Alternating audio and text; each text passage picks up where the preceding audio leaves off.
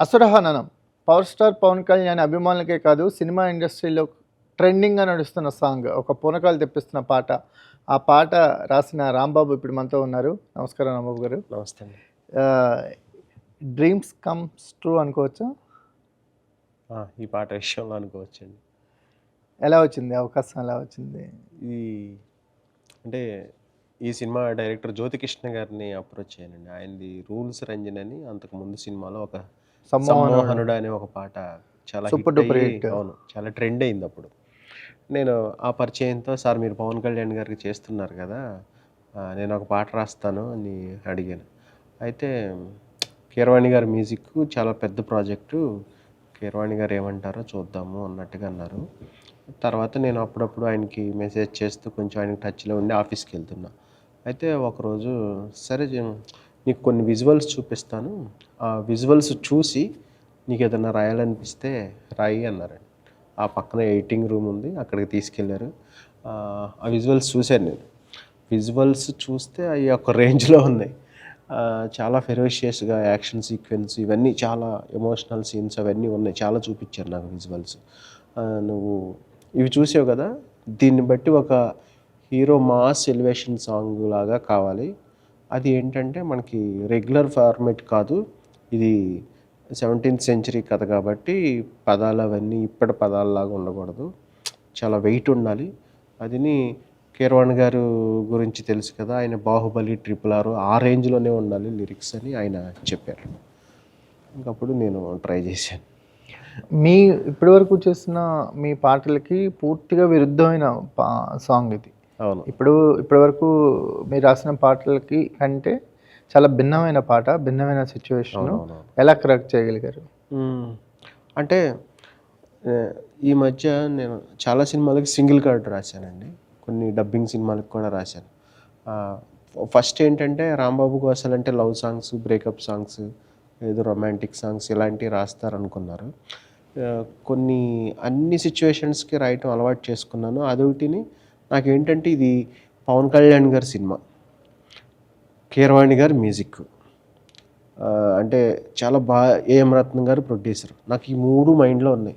ఎట్టి పరిస్థితుల్లో ఈ అవకాశం చేజార్చుకోకూడదు.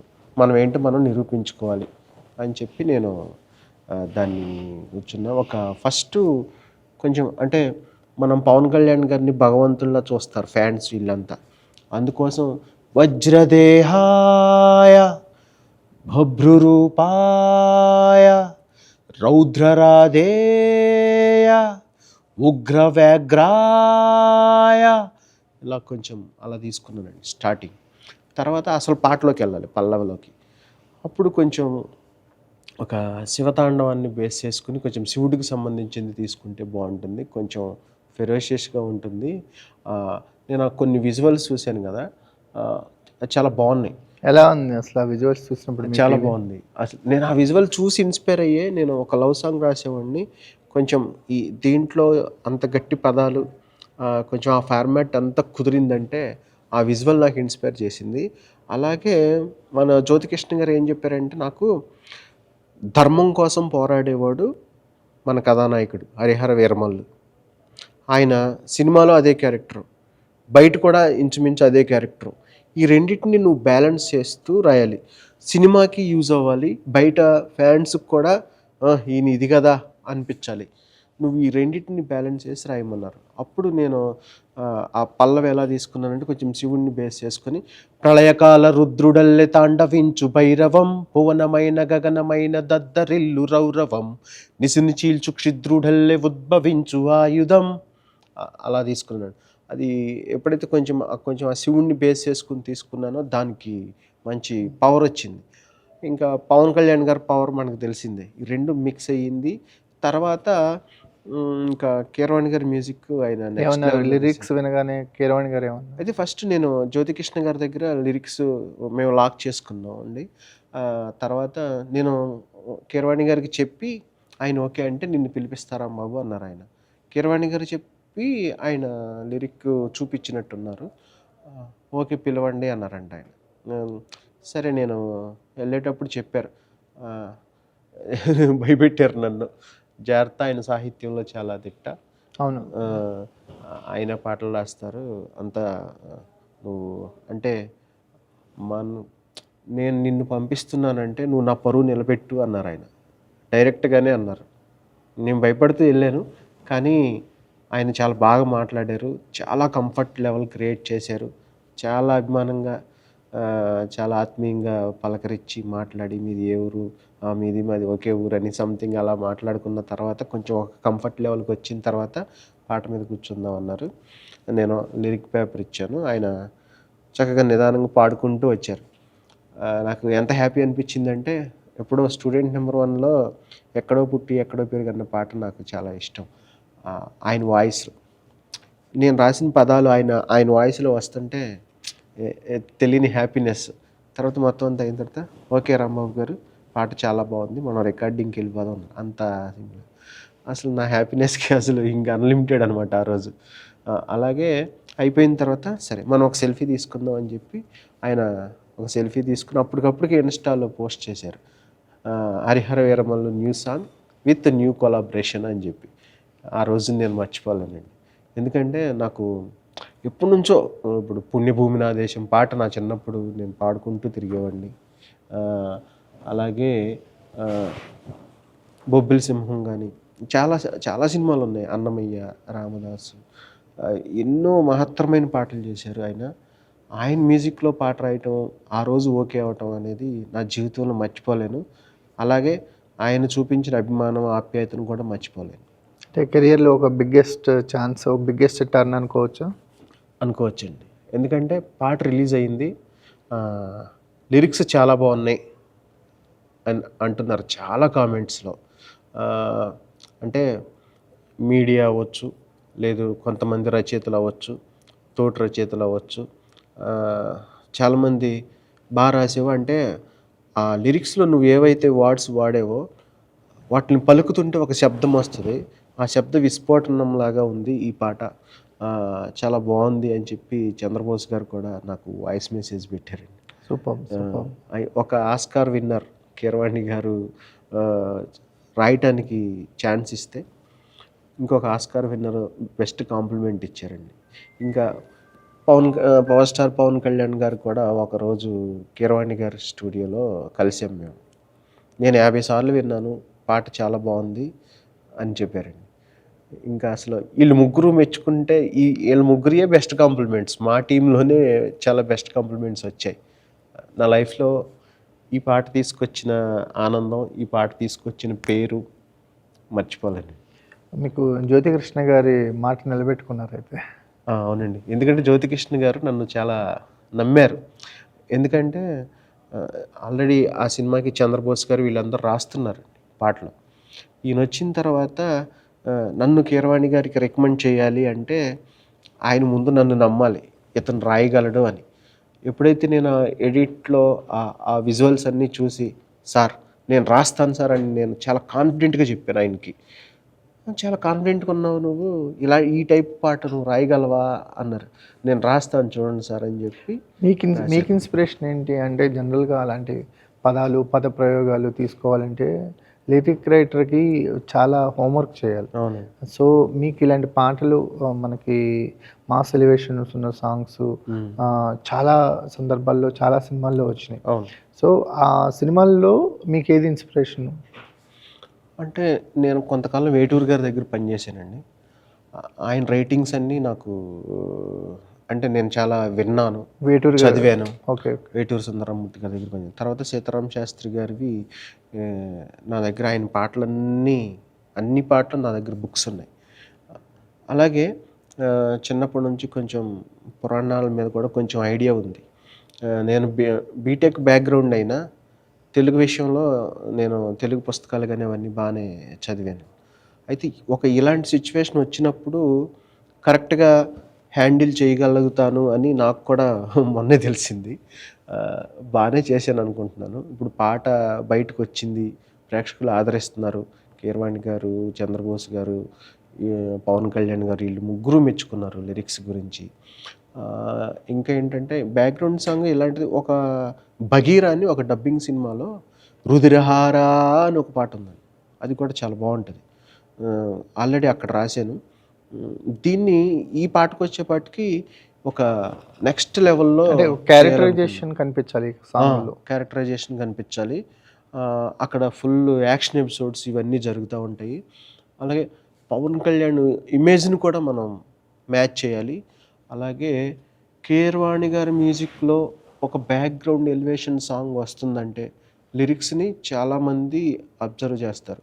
దానికి ఏమాత్రం మనం శివశక్తి దత్త గారు కానీ, కీరవాణి గారు, చంద్రబోస్ గారు ఆయన మ్యూజిక్లో చాలామంది చాలా చాలా గొప్ప పాటలు చేశారు. బాహుబలి అవ్వచ్చు, మగధీర కీరవాణి గారికి ఈజీ ఆప్షన్ శివశక్తి దత్త గారు. అవును, ఇలాంటి సాంగ్స్ రాయాలంటే. కానీ ఆయన కొత్త వాళ్ళకి అవకాశం ఇద్దాం, ఈ సాంగ్ బాగా రాస్తున్నాడు అని ప్రోత్సహించడం రియల్లీ అప్రిషియేట్. నా అదృష్టం అండి. ఎందుకంటే ఆయన నన్ను చాలా బాగా ఎంకరేజ్ చేస్తున్నారు. అంటే ఈ సాంగ్ బాగుంది అంటే ఆ క్రెడిట్ రాంబాబు గోసాల అని చెప్పి మీడియా ముందు కూడా ఆయన చెప్పారు. నేను 2-3 అలాగే స్టేజ్ మీద జ్యోతి గారిని పిలిచి స్పీచ్లోనే, జ్యోతి గారు మీకు చాలా థ్యాంక్స్ చెప్తున్నా, ఎందుకో తెలుసా, రాంబాబు లాంటి ఒక రైటర్ని నాకు పరిచయం చేసినందుకు అన్నాడు. అంత మహానుభావుడు ఆ మాట అన్నప్పుడు నాకు అసలు నా కళ్ళల్లో నీళ్ళు తిరిగేయండి. ఎందుకంటే ఆయన మరి సాంగ్ నచ్చింది ఓకే, చాలా అంటే ఎంకరేజ్మెంట్ అనేది చాలా ఉంది. చాలా ఇంపార్టెంట్. ఇండస్ట్రీలో ఎంకరేజ్మెంట్ చాలా ఇంపార్టెంట్. మనకి మనం అవకాశం కోసం వెతుక్కుంటూ ఉంటారు. సో అవకాశం దొక్కినప్పుడు నేను అప్రిషియేట్ చేయటం. 10 సంవత్సరాల నుంచి వెయిట్ చేస్తున్నాను ఒక పెద్ద సినిమాకి, ఓ పెద్ద హీరోకి, ఓ పెద్ద మ్యూజిక్ డైరెక్టర్కి, భారీ స్పాన్ ఉన్న సినిమాలో లిరిక్స్ గురించి అందరూ మాట్లాడుకునేటట్టుగా ఒక పాట రాయాలి అనేది. నాకు ఇది కుదిరిందని నేను అనుకుంటున్నాను. ఎందుకంటే చాలామంది లిరిక్స్ విషయంలో నాకు చాలా మెసేజెస్ వచ్చాయండి. ఎందుకంటే ఆ లాస్ట్లో ఒక స్టాంజా ఉంటుంది పాటలో, పొగరు విడని మద గజం, గురిని గెలుచు అంబకం, అలాగే భరతమాత నుదుటి రాత మార్చు ధీమసం అని ఒక లాస్ట్ లైన్ ఉంటుంది. అది పవన్ కళ్యాణ్ గారి కోసమే రాశారు. అంటే సినిమాలో కూడా ఒక మొఘల్ చక్రవర్తులతో పోరాడే క్యారెక్టర్, బయట కూడా ఆయన రకరకాల ఇష్యూస్ మీద పోరాడే క్యారెక్టర్, పైగా రాజకీయాల్లో ఉన్నారు ఆయన. పొలిటికల్గా కూడా కొంచెం ఆ టచ్అప్ ఇచ్చినట్టు ఉంటుందని చెప్పి నేను ఆ పాటలో లాస్ట్లో అనమాట, భరతమాత నుదుటి రాత మార్చు ధీమసం అని రాశారు. అది మా టీం అందరికీ చాలా చాలా బాగా నచ్చింది.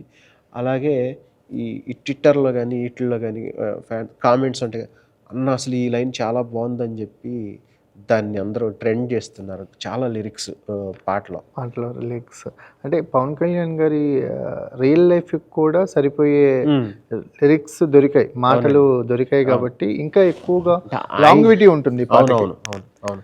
అంటే ఆయనకి మనం ఇచ్చే ఎలివేషన్ అని కాదు కానీ కరెక్ట్గా సెట్ అయిందండి.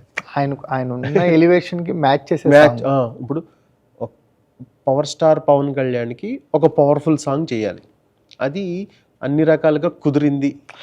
ఇప్పటి వరకు ఓజీ సాంగ్ వాళ్ళ దాహాన్ని తీర్చింది.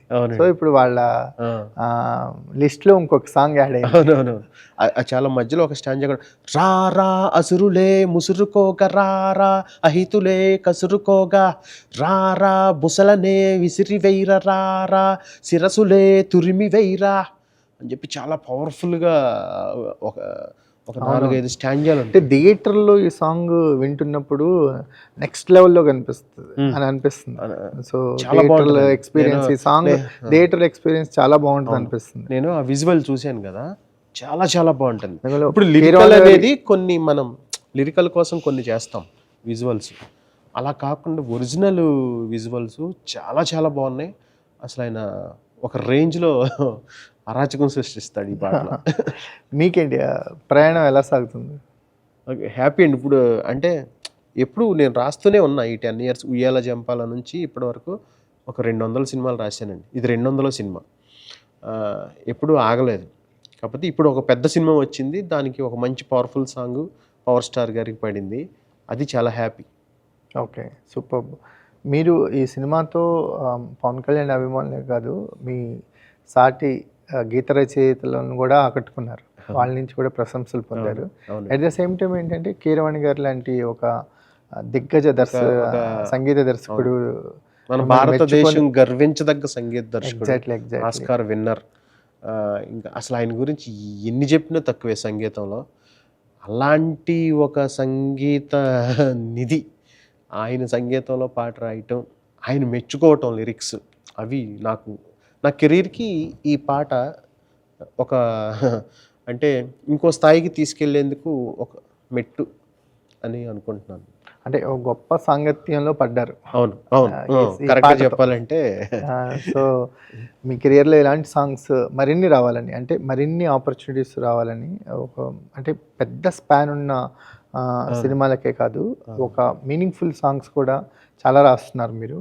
అట్ ద సేమ్ టైం చిన్న సినిమాలకు కూడా ఒక్కొక్కసారి మీ సాంగ్స్ త్రో అవి అవునండి చాలా ఉన్నాయి. బయటికి వెళ్ళిన సందర్భాలు ఉన్నాయి. కౌశల్య కృష్ణమూర్తిలో రాకాసి గడుసు పిల్లను రాకాసి గడుచు పిల్ల ఇప్పటికీ అది ఇన్స్టాలో ట్రెండ్. అవునండి, ఆడపిల్లలు ఉన్న ప్రతి ఇంట్లో ఆ పాట ప్లే అవుతూ ఉంటుంది, లేదంటే వాళ్ళ ఫోటోస్ పెట్టుకుని పెట్టుకుని ఎడిట్ చేసుకుని బ్యాక్గ్రౌండ్ లో కాంతారాలో మంచి సాంగ్స్ రాశారు. కాంతారాలో అన్ని పాటలు నాకు పాటలు బాగా పేరు రాశారు. వచ్చిందండి.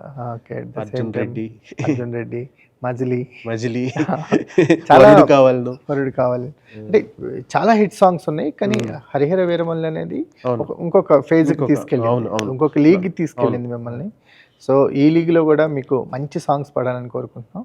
Wish you all the best. Thank you అండి, థ్యాంక్ యూ వెరీ మచ్.